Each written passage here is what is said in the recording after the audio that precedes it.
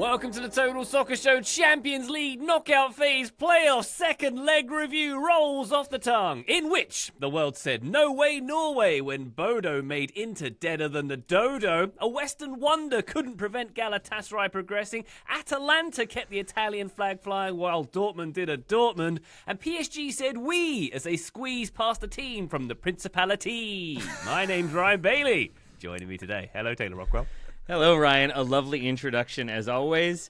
Dortmund did a Dortmund. They also did what I thought Galatasaray were going to do, but then didn't do. So Dortmund did what Galatasaray didn't do, and Galatasaray did what Dortmund couldn't. There we go. Equally logical as your introduction. Don't do what Donnie don't does, as The Simpsons famously taught us. Of course. I live by that standard that I just learned today from you. As we all should. Graham Ruthen's here. Hello, Graham. Hello, Ryan Bailey. I frankly don't know where to aim with that intro. There's so many good bits in there. I was laughing before you even got to the punchline of the Monaco PSG game because I was like, he is going to rhyme "we" with Principality, and you did not disappoint. Am I that predictable these days? You I are. need to shake it up. Okay. I enjoyed it. Maybe Well I done. need to get some. Rhymezone.com can only take me so far. Maybe it's a GPT situation I need to get into. What do you think? Nah, I think you've come this far with Rhyme Zone. I think let's stick with the classics. Okay. When are they going to sponsor us? That's what I want to know. Maybe we should sponsor them at this point. Maybe we should do that. Joe Larry, hello. I am just so enamored with the idea of a Rhyme Zone TSS sponsorship. There is nothing that feels better than that. Ryan, that introduction was amazing. Bodo and Dodo is really what caught my ear, but to each their own. Can someone explain to me I know Monaco is a principality. What is that? Are they like a fake country? Do they just have a prince or princess instead of a king or a queen? How does that work? They have a royal structure. A prince, as you Yeah, say. but then why are we Like not a all the other principality, countries. Ryan? We're a kingdom, so we have a king. But But what's a prince without a king? That's a philosophical question. Yeah, right? Ooh, I just indeed. something to think about. If a prince falls in the woods. I think it does make a sound most often. All right. Well, I went out the Prince TPS. of Monaco was so- like I thought it was like Ryan's second cousin was the Prince of Monaco. So I assumed he would Lives know in the his answer, brother's but I street. guess not. right, Yeah, jet he does. skis and all that. Very good. Lives next to Declan Rice on my brother's street. Excellent stuff. Patreon.com/Total Soccer Show is where you'll get our bonus content. You'll get bonus episodes, bonus video content, and access to our Discord server.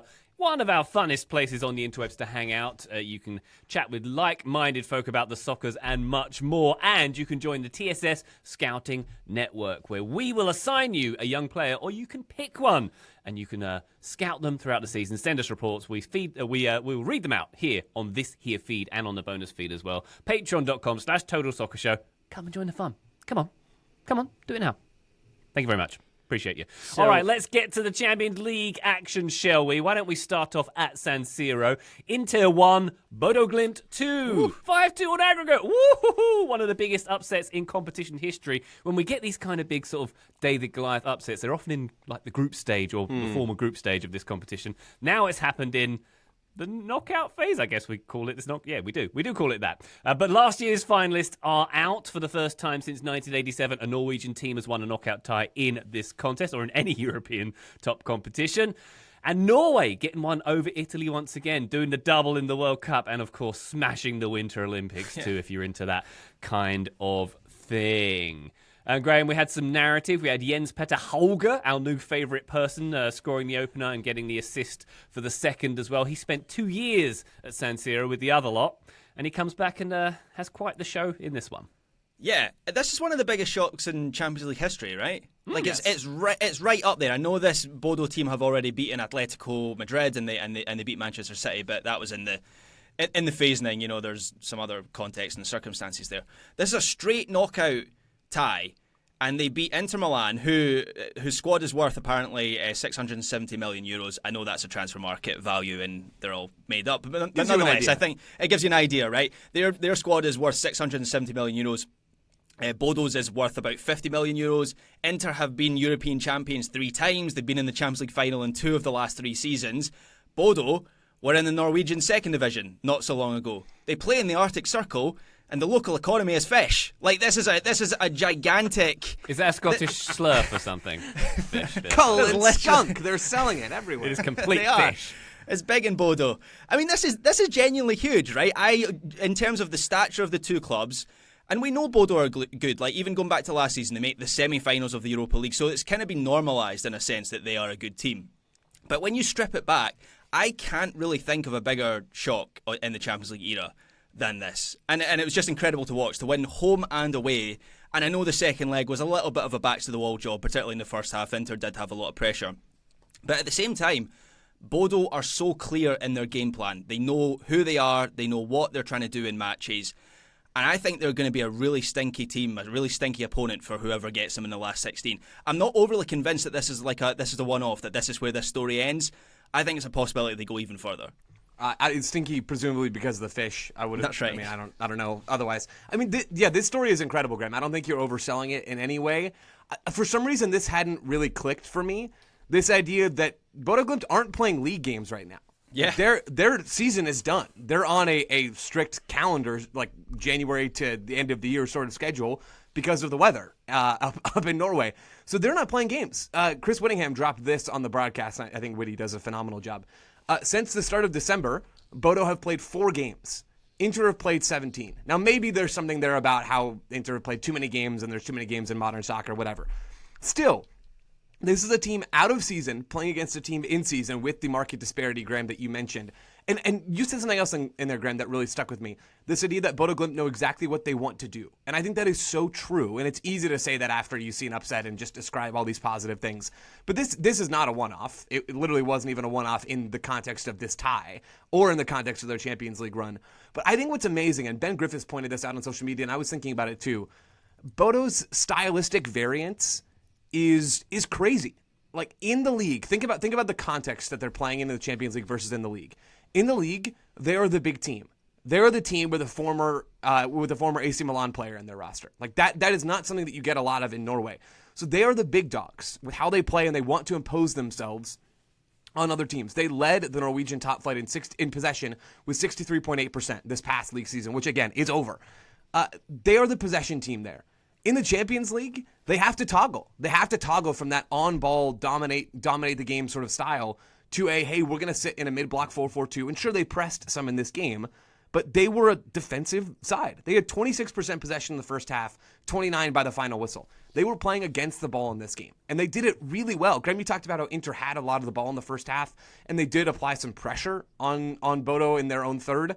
That's true.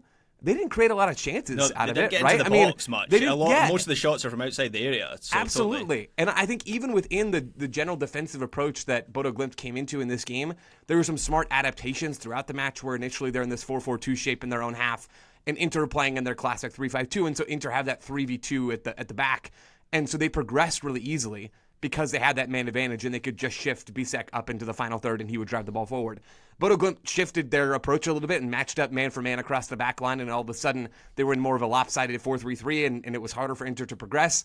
They just seemed like a really smart team, and they played a smart game in this game and in this series, and it's a joy to watch, truly.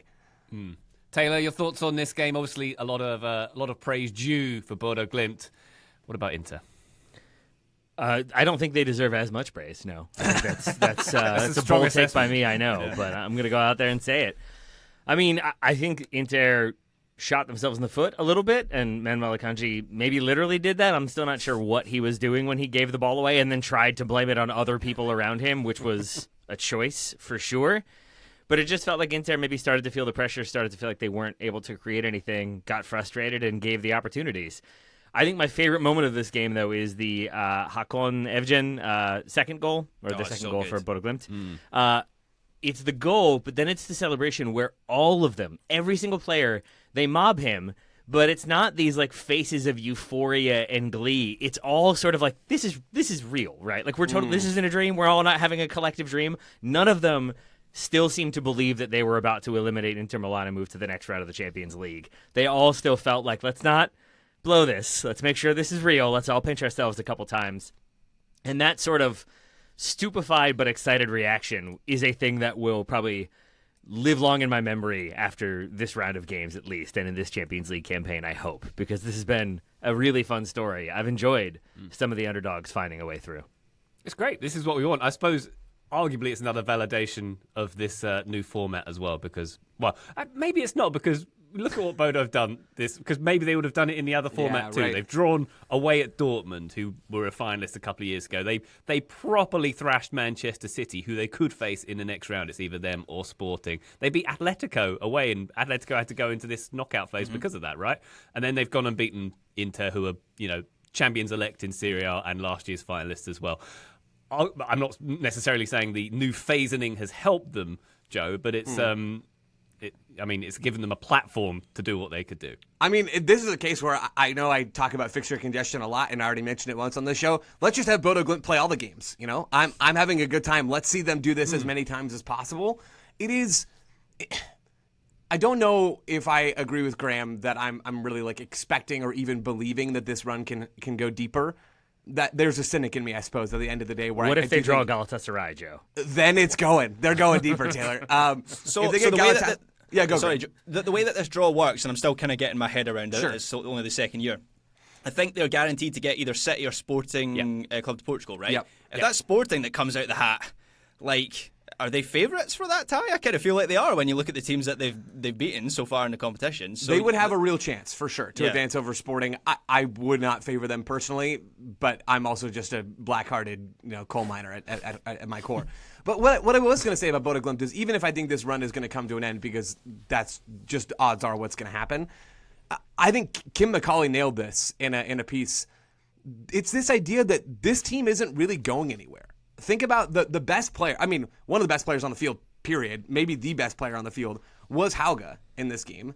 He's playing as this left-sided midfielder. He's wearing the number 10. He very much plays like a 10, but was doing the hard-running defensive work as well. He gets a goal and an assist in this game. And the ball he serves in for that second goal is unbelievable. Yeah. That is stupid. He's so good. And you know what? He didn't hit in his European sojourn. He had a couple of different stabs at it, and then he ends up coming back to Norway. And now he's probably not going to get that big move again because he's 26 years old and he's already done it. Maybe he will. Maybe he'll go back to Ligue 1. I think in general, you don't see players in their mid to late 20s get another bite of the apple. And that's what Kim was talking about in this article. I think there's a good reason to believe, and this was the point made in that story, that this team, in large part, is going to stick around. Is another team really going to come in for Hauge at this stage? Is another team really going to come in for Joe, I'm sorry. Chelsea are desperate to buy him and never play him again. Don't let it happen. Don't let it happen to them. Don't let them stick him in the fourth locker room or whatever they built there. You run through this team, and it's a lot of players that have already done the European thing. Berg, their captain, defensive midfielder, I think he was at Lens in Ligue 1, and it just didn't really click for him. Yeah. He was fine there, but he's now he's quite old now as well. Berg, I think is he not 31? He is 28. Oh, he's so 28, right. I think the point is a good one. Not that some pieces of this team aren't going to get picked off. They are, right? And apologies for their pronunciation, but they're number 9. Hold. I think you just go. You just Yeah, breathe heavily that guy. into the mic. I actually legitimately Herring Discord would like to know how to say this name. He's only 25, excuse me, and he's put up numbers right in this Champions League campaign and in the league. Some of these players are going to go, but I think that's such an underrated part of this run. Is even if it ends at the next hurdle, this is the team that we're going to be thinking about again before too long. We're going to blink and they're going to be back in the discussion in one form or another, and that is just electric. One of the big risks, Joe, I think, is that Knutson, the manager, leaves. And he's had offers before. There's maybe a little bit more. Scottish football fans were maybe on the Bodo train slightly earlier than a lot of people because we like to compare ourselves to Norway, and that is not a comparison that's doing a lot for us right now. And that's a big talking point in Scotland at the moment is, man, Bodo make our clubs look so terrible. And Knutson has been linked with Scottish clubs for years and years and years. I believe he was interviewed for the Celtic job a couple of years ago. And until now, he has turned down every offer that he's had. I don't know how much longer he will do that. And I do think, clearly they've got a good group of players here. But you can chart Bodo's rise from essentially the moment that Knutson comes into that club. So I don't think his influence, particularly at a club of that size as well, they surely can't have the infrastructure of a Man City or whatever with a front office. He'll control a lot there. And so I think that's the biggest risk is that he leaves at some point in the near future. But it's just such a fun story to have followed over the last few years. And the fact it's culminating in this Champions League run, I didn't think this would be their ceiling, but I'm delighted that it is.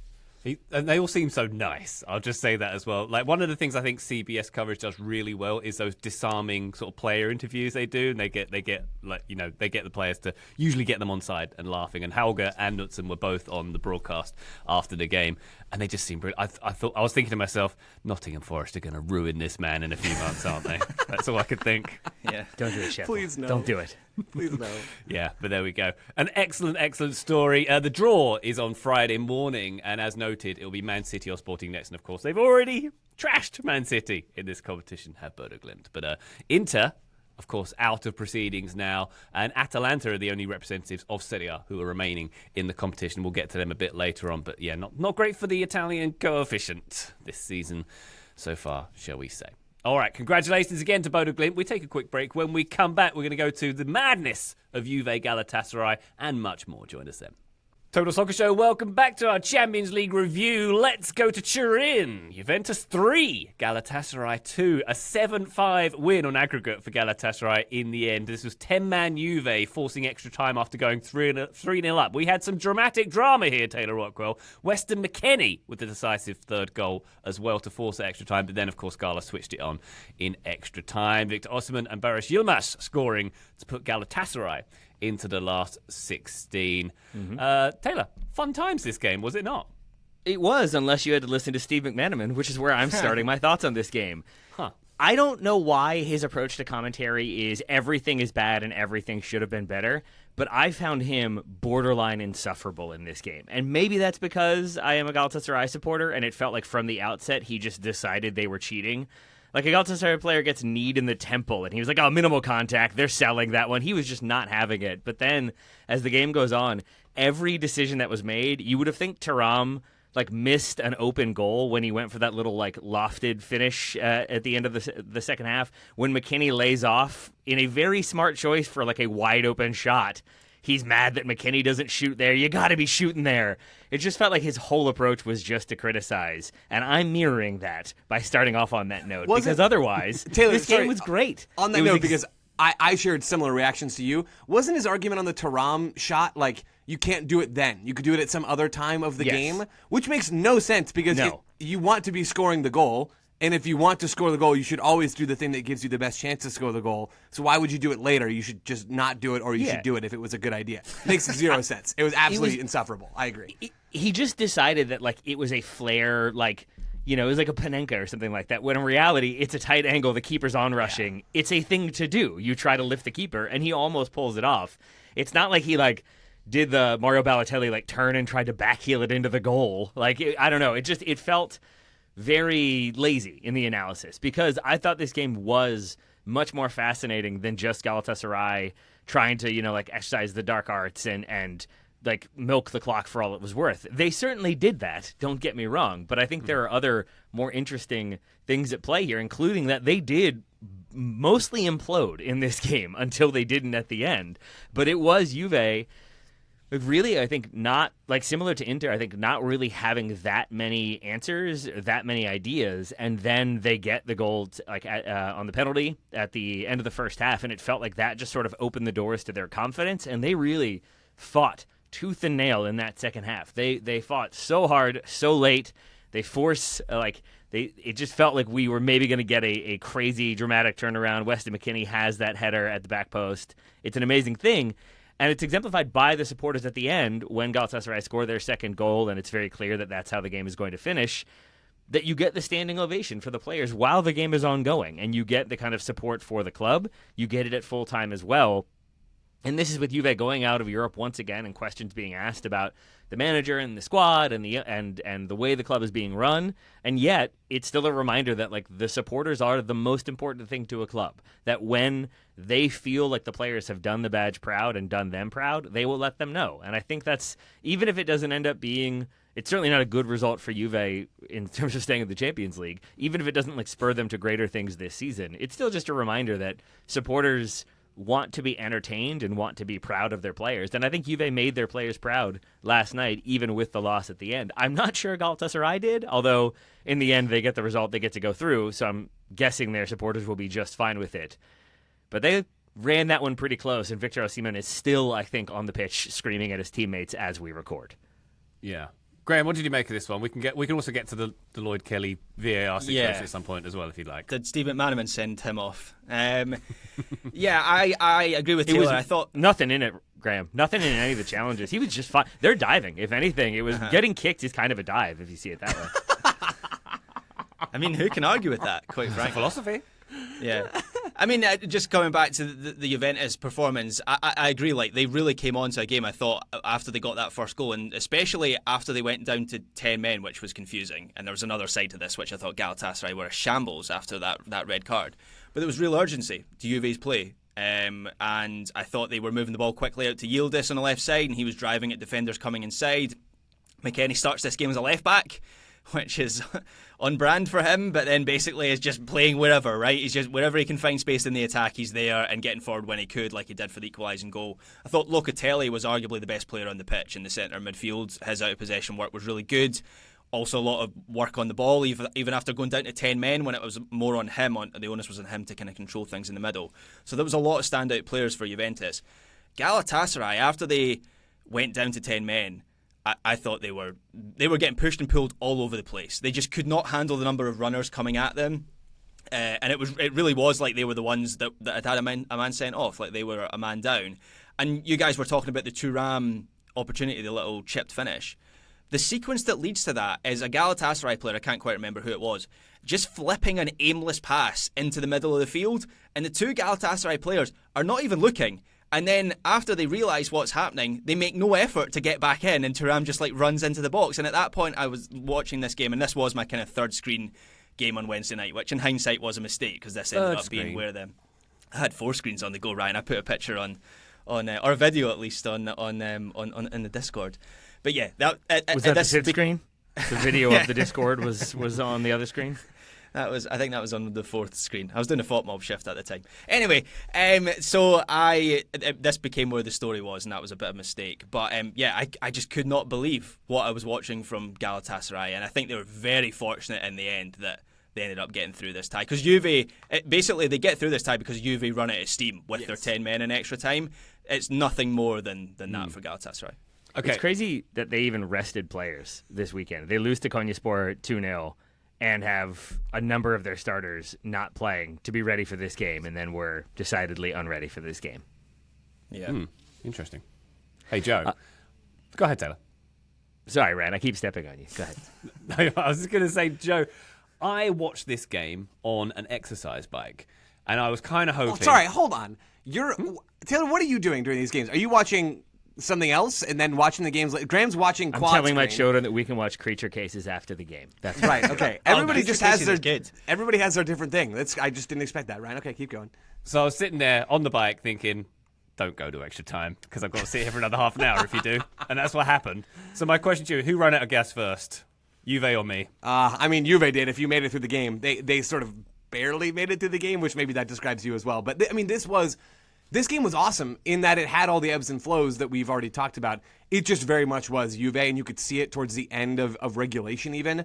They just ran out of gas, straight up, and it's already been said. But after they equalize, and it's a great moment, great goal from McKennie, who was just awesome in this game, man. He really was. He continues to be in the form of his life, going from striker to left back to right back in the span of like a week. I mean, it's epic what he's doing.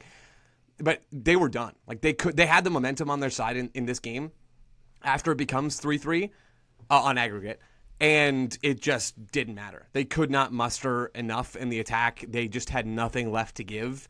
And Galatasaray had a little bit more. Where it is hilarious, Graham, what you said, and it's true, that after the red card, Galatasaray just seemed to lose their heads. That was like, that to me, again, very, very clear. I know you already know this, listener. That was Juve's red card. Like, Galatasaray had the man advantage, and it just never clicked for them until extra time. This, to me, from a Galatasaray perspective, felt like really they weren't good in this game from the start. So you had some troubling signs before the red card that seemed to send them even into further chaos. They just didn't find the balance of protecting a 3-goal lead heading into this game and playing a real game.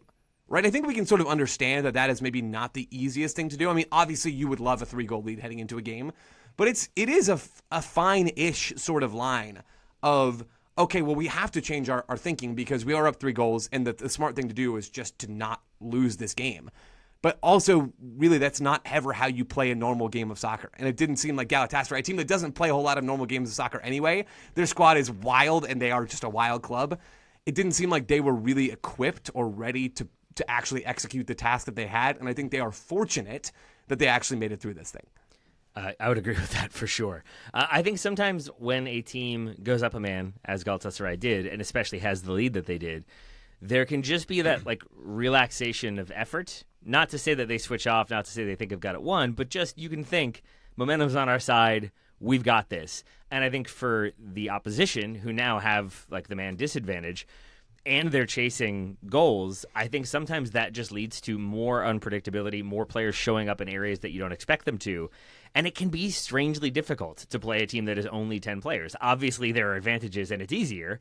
At the same time, players just aren't where you expect them to be because now they're having to kind of split the difference between spaces that they maybe didn't otherwise have to. Or they're committing more numbers to attack because they have to get that goal, but they're doing so in areas that you don't expect them to be. And if you've planned a certain defensive approach, I'm not sure Galatasaray did, given the way they defended, but if you are kind of expecting them to attack a certain way, expecting players to be in certain areas, and then they're not, and you're kind of already relaxed and you're like, we've got this in the bag, I think it can lead to a lot of oh no moments, and I think we saw a lot of those on the evening. I do think it ends up just being Juve running out of gas and maybe not having quite as much depth as they needed to be able to make the difference in the end. I want to go back one more time to Weston McKennie for a second, though. Yes. Unrelated to all of that, just because I said on the USMNT show that like I wasn't sure if he had like added a ton to his like specific game as opposed to his more general game. I feel like he's gotten better as a general footballer and can do more and has kind of more versatility. A thing I hadn't really noticed or maybe just paid enough attention to is how good he is at like one-touch decision making. And there was so much of that in this game where he doesn't overcomplicate things. He's not having the ball bounce up on him and he has to take a second touch and then a third touch to control. He just is playing with his head on a swivel. He doesn't really dawdle on the ball. He looks for like incisive passes when they're there, but if they're not, he just keeps it moving. And even with some of those one-touch passes, I think is able to play it into areas that I did not expect him to find. And it's just a really exciting thing to see from him that he, I think, is just sort of like oil to the machine of Juve. I think he's like a natural lubricant to keeping that ball moving. And it makes me excited to see what he can do with a U.S. team that needs somebody like that who could just be decisive but also really quick thinking. That was not a thing I really think of with Weston McKennie until last night. Yeah, I will now think of him as a natural lubricant henceforth. So that's very Please do. As useful. well you should. Excellent. Am I?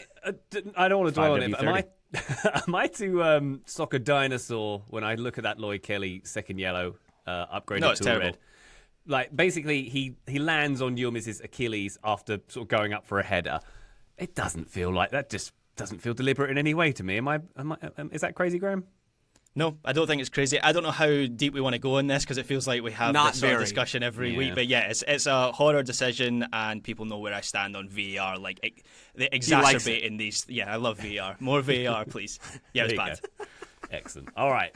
Well, Galatasaray will get either Liverpool or Spurs when the draw comes out. So yes. they'll I either know go which one through they or want. they won't. Exactly. They've got a binary choice of going through or not there, it seems. And of course, they won't want to go to Liverpool because of Steve McManaman's hatred for them, apparently, from this game as well. All right. Very good. Well done, Galatasaray. Let's take one more quick break. When we come back, we'll look at how Atleti and Real Madrid and Atalanta and PSG and Newcastle and Leverkusen got on. That's the works. Join us then. Total Soccer Show. Welcome back to our Champions League review. Let's go to Madrid, shall we? First off, Atleti 4, Club Brugge 1. 7-4 in aggregate. Atleti go through to Alexander Soroth with a hat-trick. And our man Johnny Cardoso getting a goal in this one as well, setting up a last 16 tie with either Tottenham or Liverpool. So Gala will get one of those as well. Hey, Joe. Go Johnny. Yeah, great goal. I mean, really, really great goal. I don't have anything else nice to say about Johnny Cardoso from this game. I watched this whole game. I watched Johnny Cardoso. I mean, if the return is he's going to score a goal like that every time he's on the field, he needs to be starting every game for the U.S. of the World Cup. I just don't get it, and I don't want to belabor this point anymore. He does score an amazing goal, and that's the thing that matters most from this game. It's nice to see him getting starting minutes for Atleti. He started their last couple of games, and that is a good sign. He was playing as part of a double pivot for them in what was really a 4-4-2 from Diego Simeone, though it had some flexibility to it throughout this game. This was just a fun match across the board. You had some back and forthness going on here. Atleti took the lead through Sorloth, who was amazing in this game. I thought he was very, very good starting up top for Atleti. It was also a dreadful performance from Simon Mignolet, who just lets that first goal in. Goalkeeping's hard, but Mignolet made it look a little harder maybe than his peers tend to in this game. And Sorloth was the outlet that I think Atleti needed for a lot of this match, where it was a little more end-to-end, I think, than they would have preferred Atleti.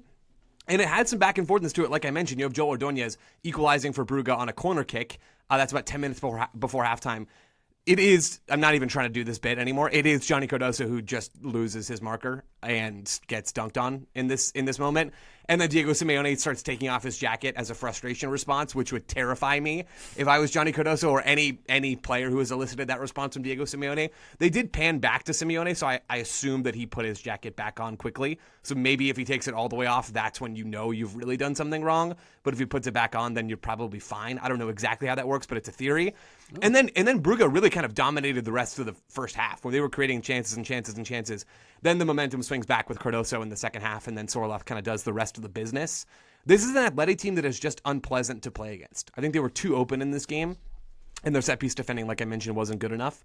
But Sorloth and Julian Alvarez up top is just difficult. It is absolutely difficult to deal with. I think it's a pairing that makes a lot of sense, where Sorloth is the big man and Alvarez is like the modern version of the little man. I don't think this team has the chops to win it all. They were really kind of weak even at points of this game. But are they a kind of a bad matchup for a lot of teams? I think so. And it was fun to watch in its own Atleti sort of way.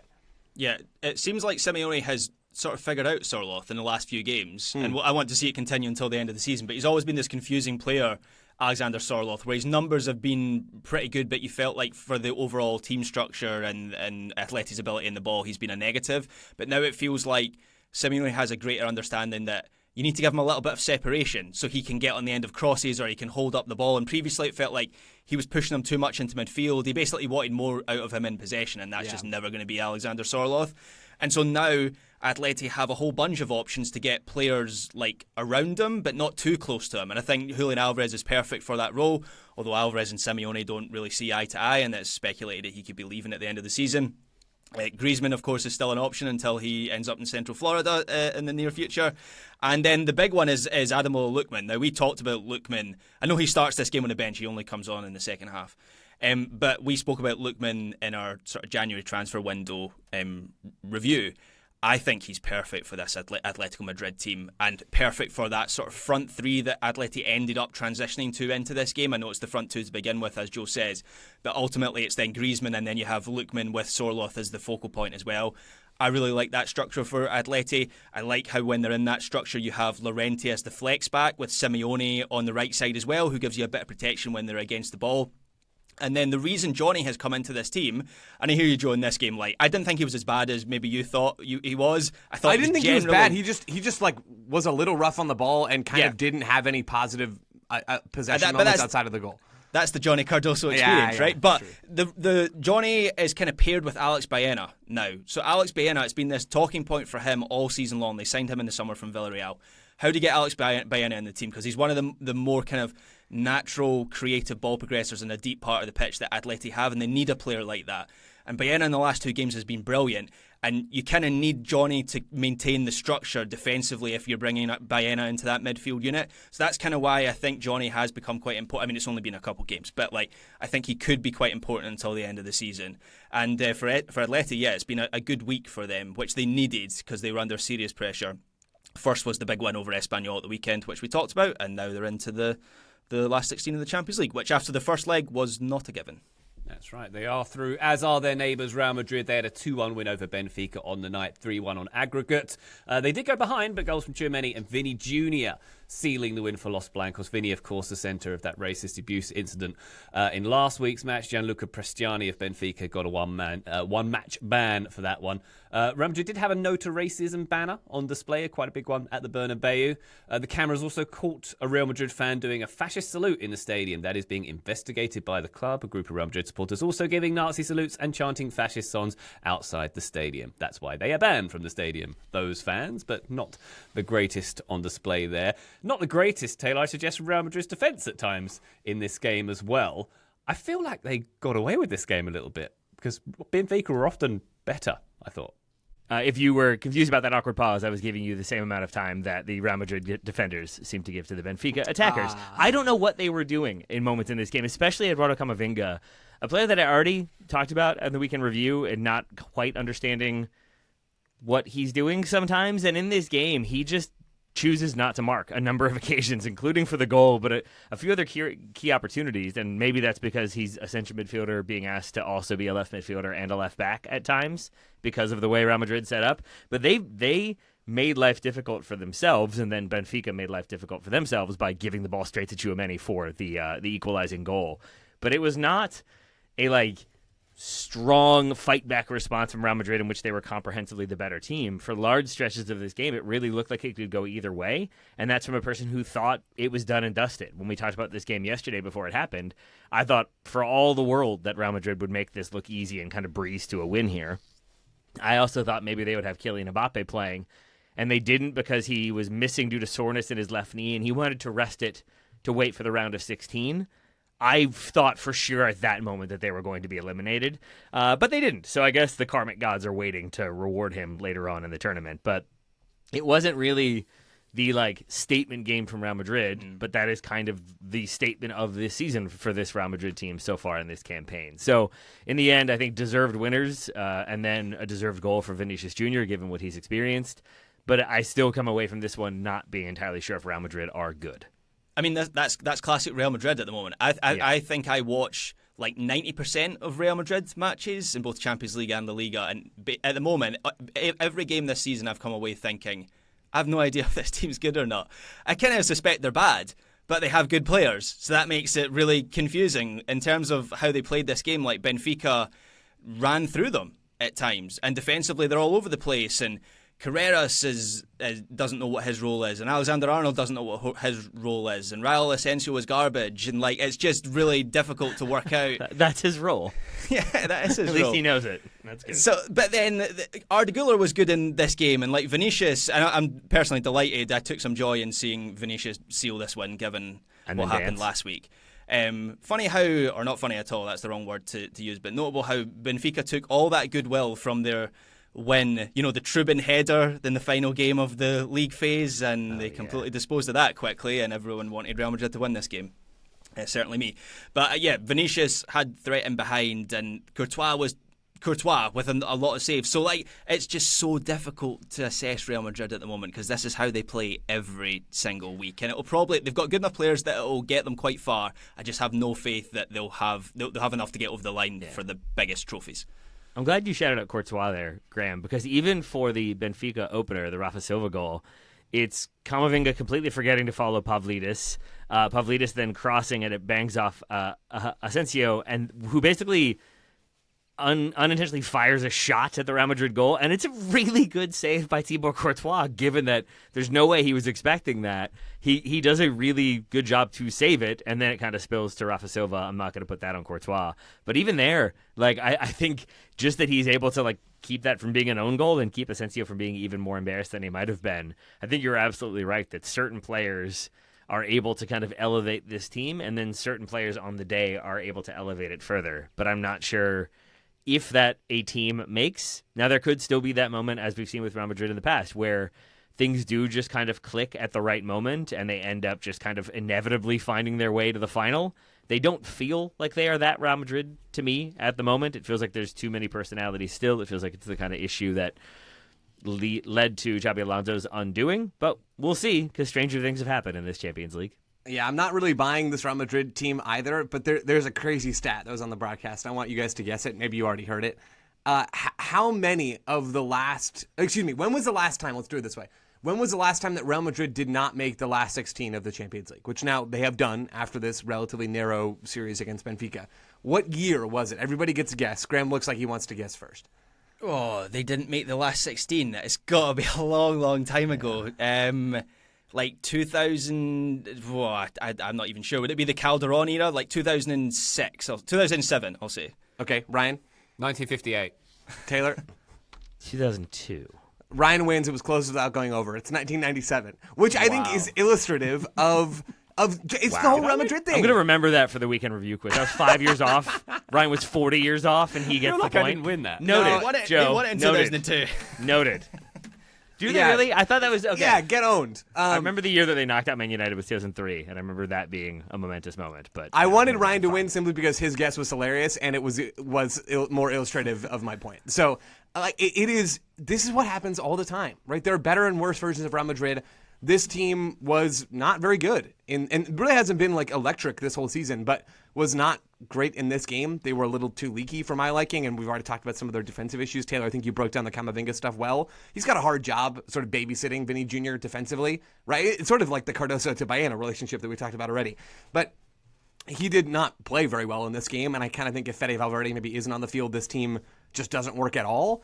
But this is just what they do. And I totally agree that there is still room for them to flip the switch and become something that actually looks like a Champions League contender. But the reality is they just never had to get out of first gear in this game because Benfica are not great. I heard most of what Joe said. I was largely stuck on, Graham, do you know all the years that they've won? I've never been more convinced that you have ChatGPT open than I do right now, with you being like, no, they won it that year. And then the year before, they made it to the quarters. If you know all of Real Madrid's history, I'm starting to think that maybe you were just a quiet Real Madrid supporter. 2002 is the Hamden final. It's the Zidane volley, so that's why it's seared into my mind. Don't give me your Ryan Bailey. Quite a I don't need famous that goal. from you. I reckon 2000 was the Valencia final. Was that That's the right. worst They final played Valencia ever? 2 years in a row. Yeah. I know things. Let's move on. Atalanta 4. Flawless Ryan Bailey impression. Atalanta 4, Dortmund 1. Atalanta go through 4-3. What a dramatic turn for Atalanta this was. A dramatic penalty with pretty much the last kick of the game as the Italians staged an incredible fight back to get into the round of 16. 3 red cards at the death as well, 2 for the bench. Not since Liverpool in their 2019 semi-final against Barcelona has a team progressed after losing the first leg of a knockout stage tie by 2 or more goals. Atalanta, Taylor, done it. Well done to them. Juve and Galatasaray tried, but Atalanta made it happen. And really, I gotta say, Rami Bensebaini made this happen, because my goodness, does he not have a good game. For the opener for Atalanta, it's a pretty easy, tame cross into the box, pass into the box that is either going to be cleared by the second defender or maybe even collected by Gregor Kobel. Instead, Bensebaini comes sliding in and deflects it to the back post for a tap-in. He's definitely at fault for the second goal as well. And then, if people haven't seen it, the penalty he concedes, if you told me he were paid to concede a last-minute penalty, I'd be like, yeah, that checks out. He goes for, the donkey kick clearance, as the ball is going in behind him, doesn't check to see if anybody's behind him. It's just so stupid, because even if you make contact with the ball, it's still your foot is up in the air near someone's face. Chances are you're going to make contact, and that's going to be given as a penalty. I cannot believe it wasn't given right away and had to go to VAR, whatever. But it is also a second yellow for him, and he is sent off. And his face, as negatively entertaining as it was to watch him just flail about and have a quicksand game, I felt so bad for him at the end, because it was just a look of it was the Job look from Arrested Development. It was just what have I done? I've made a huge mistake. And he did, because that allows for the last-minute penalty that Ryan alluded to. And I felt also equally bad for Gregor Kobel, the Dortmund goalkeeper, who has a really strong game and makes a number of very, very good saves. And I thought, oh, poor guy, he just has no fault in this one. He is just undone by his defense. And then he passes the ball straight to Atalanta to start the counterattack that leads to the winning goal chance penalty. So he really didn't need to give that ball away when he did. That game was going to extra time, and it felt like he was just sort of we all know this is going to extra time, right? No one's trying anymore. Let me just pass the ball to Atalanta and see what happens. And what happened was they got knocked out. And now they have Bayern Munich this weekend. No better way to feel confident going into a game against Bayern Munich than to cough up a lead in the Champions League, get knocked out, have a ridiculously unreliable defender be shambolic, and maybe still have to start this weekend. Interesting times for Dortmund. Oh, and Sergio Guirassy just straight up whiffing a shot in the 74th minute. Again, I don't know if people have seen it. He had to try hard not to make contact with a ball 8 yards from goal, relatively uncontested, because all the defenders kind of made a play and it just pops to him. And he just misses. He just doesn't hit the ball, which is not what you want from your number 9 striker who you spent a lot of money to bring in to score goals. Not a good game for him. Not a good game for Dortmund. A very good game for Atalanta, who definitely deserve to go through on the basis of this performance. The Bensebaini performance is up there as one of the worst of all time.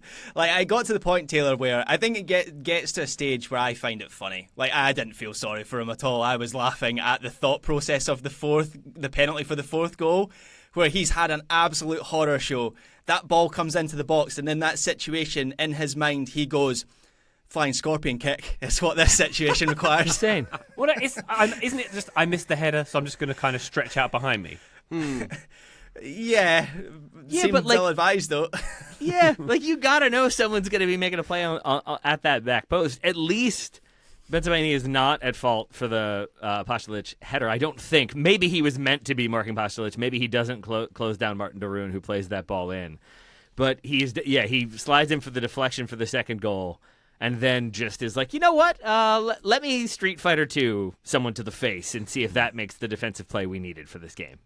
Can I say, this might be controversial, but if that is a penalty, I'm not necessarily debating whether it is a penalty or not, then all overhead kicks should be banned. Ryan, the guy has got a gouge mark in his forehead. Have you not seen the picture from after the game? The boot wasn't that high, I'm going to say that. Also, It wasn't that high, but it's taken out half of his forehead. Then what about all overhead free kicks, which they are higher are. than that? An overhead kick is technically Overhead kick. illegal if you do it like within the proximity of a defender. That will get called back, especially if you don't make contact or you make contact with a player as you're hitting the ball, even after you've hit the ball. If you kick a player, they will call that back. It is technically illegal.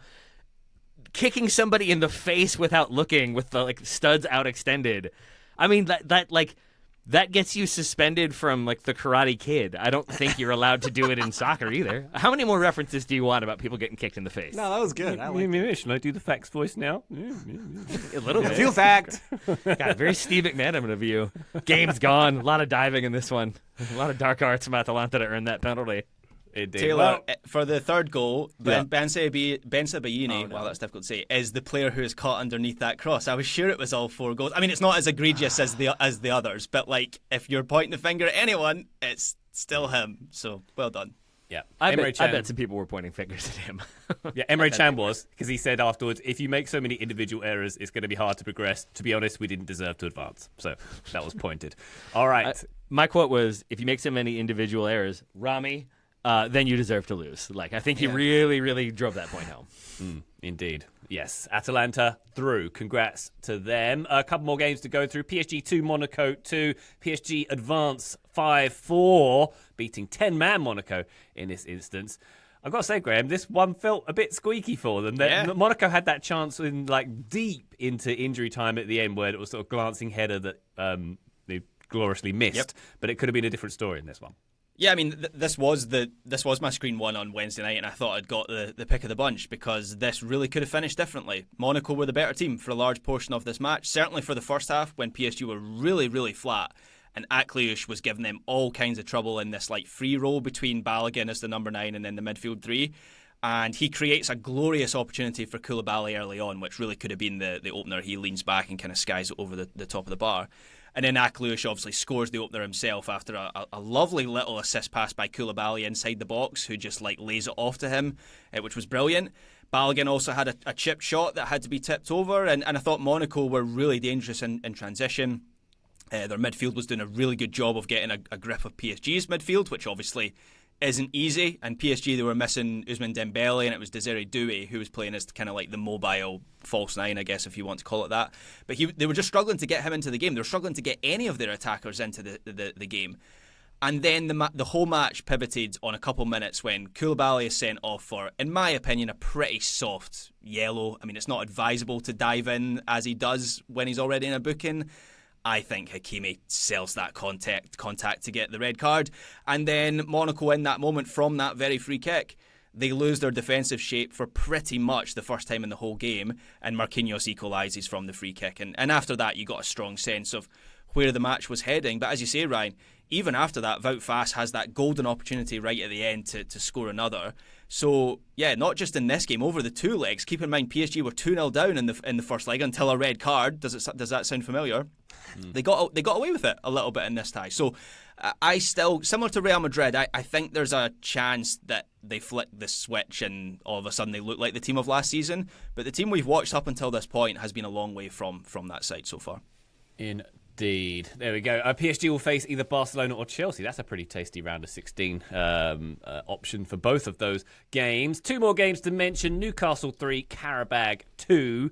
This one pretty much killed after the first leg, of course. It was 9-3 on aggregate, but obviously this one a little bit closer than that first leg. And Newcastle will face also either Barcelona or Chelsea when the draw happens on Friday. One more game, the only round tied this round that didn't have a zillion goals in it. Leverkusen 0, Olympiacos 0, 2-0 on aggregate for Leverkusen, who will face either Arsenal or Bayern Munich. There we go. Wonderful stuff.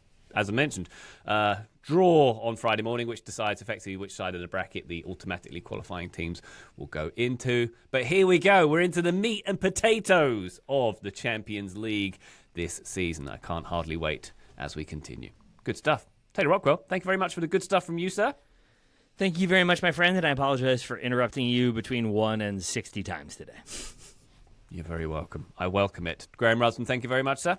Thank you, Ryan Bailey. The Champions League doesn't really feel like a meat and potatoes sort of competition, more like caviar and champagne and Gazprom. I think that's more that sort of thing. Well, it ain't pasta and pizza this year, Graham, that's for sure. No, it's not. Joe Lowry, thank you very much, sir. Thank you, quiz winner Ryan Bailey. Yeah.